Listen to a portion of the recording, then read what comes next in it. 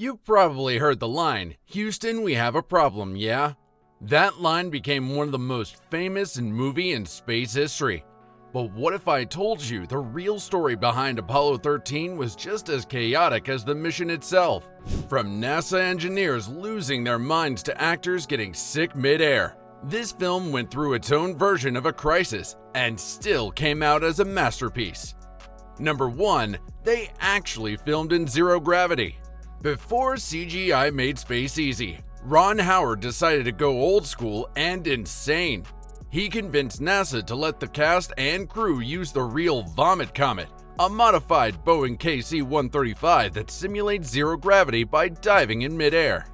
Each parabolic arc gave them just 23 seconds of weightlessness. So imagine this: lights, cameras, actors, and sound gear all floating and crashing down in cycles for hours.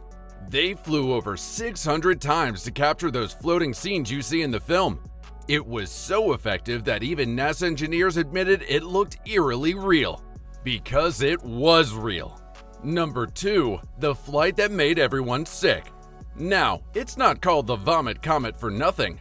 Tom Hanks, Bill Paxton, and Kevin Bacon quickly found out that zero gravity can make you nauseous faster than any roller coaster. By the third day, everyone had a bucket next to them.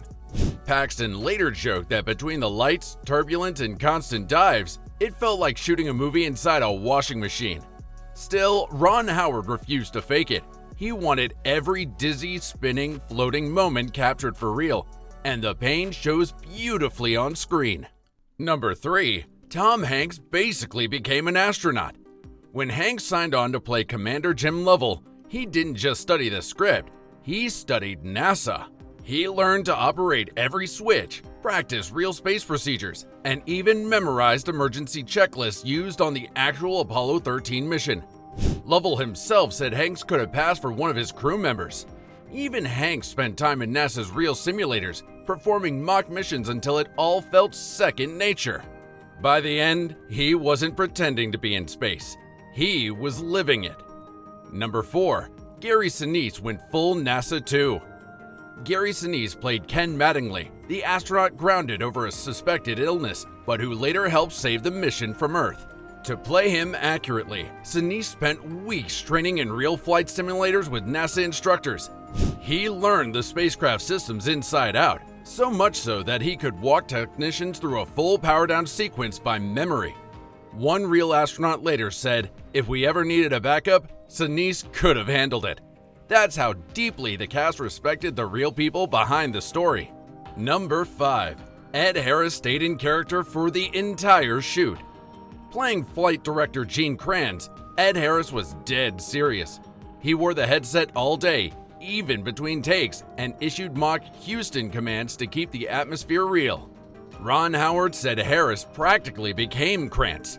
He even insisted on using vintage NASA mission logos and jargon in his dialogue. And that steely, unshakable look on his face during the crisis scenes? That wasn't acting. Harris refused to drop character until the day they wrapped. Number 6. The real Gene Kranz's wife made the iconic vest. One of the coolest details in the film is Kranz's white vest, that crisp 1960s NASA look. But here's the twist: it wasn't a costume department creation. It was handmade by Gene Kranz's real wife, Marta, who used to sew all his vests during the Apollo era. She recreated it for Ed Harris herself, right down to the stitching and fabric. That vest became symbolic, a reminder that this was a film rooted in real people, not just Hollywood fantasy.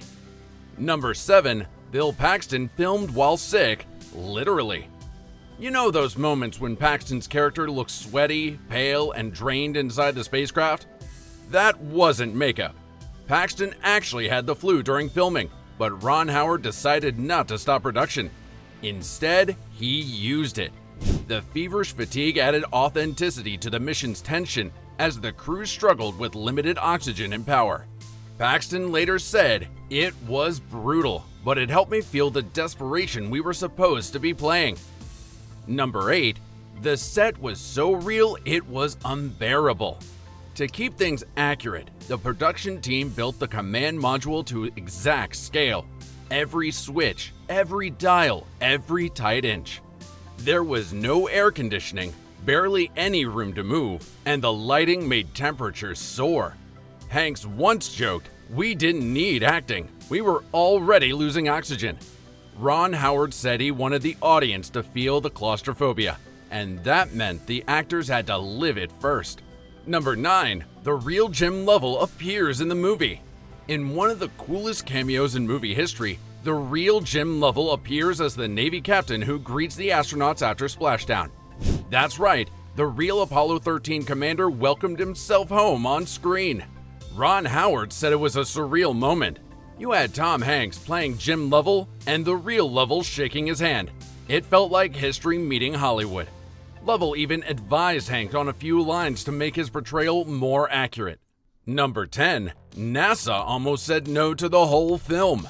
When Ron Howard first pitched Apollo 13, NASA wasn't exactly jumping out of its seats with excitement. The real mission had been a near disaster, a moment in history that reminded everyone how close space travel had come to tragedy. For years, NASA had treated Apollo 13 as the mission that almost failed. They celebrated the crew's survival, sure, but the agency wasn't eager to relive the fear, the public scrutiny, and the media headlines that came with it. At first, NASA politely declined. They didn't want a Hollywood version of their darkest hours. They'd seen what movies could do with creative freedom. But Ron Howard wasn't making a disaster movie. He told NASA this story wasn't about failure, it was about triumph through failure. By the end of the production, NASA realized something unexpected.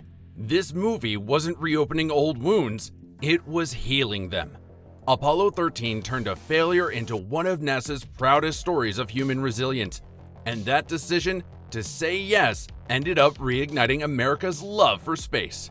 Number 11. The famous line wasn't quite right. We all know the line. It's one of the most quoted phrases in movie history. Houston, we have a problem.